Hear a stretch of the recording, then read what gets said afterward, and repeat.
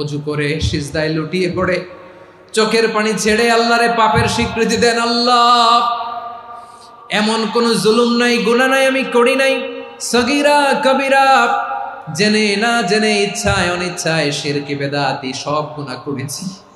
আল্লাহ, আকাশের নিচে জমিনের উপরে আমার চেয়ে বড় গুনাহগার আর কেউ নাই।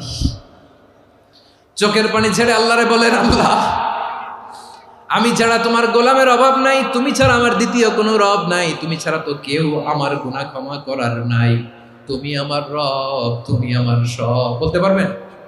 এই তাকরীর আমার পটুয়াখালীর ভাই, এই স্বীকৃতিটা দেখতে আল্লাহ বড্ড ভালোবাসেন, কারণ আমরা সবাই গুনাহগার। আমরা সবাই কি? বিশ্বনবী বলেন, কুল্লুকুম খাত্তাউন, বানি আদম, তোমরা সবাই পাপী। সবাই কি? সবাই পাপী।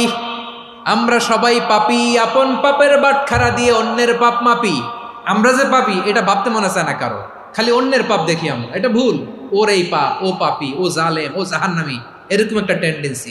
আমার যে কি হালাত এটার খেয়াল নাই। খেয়াল করতে হবে যে আমি সবচেয়ে বড় পাপী, ঠিক কিনা বলেন? পাপ করি নাই এমন কেউ আছি? হ্যাঁ, আছি। কেউ না জানলেও জানে কে আমার পাপের ঘটনা?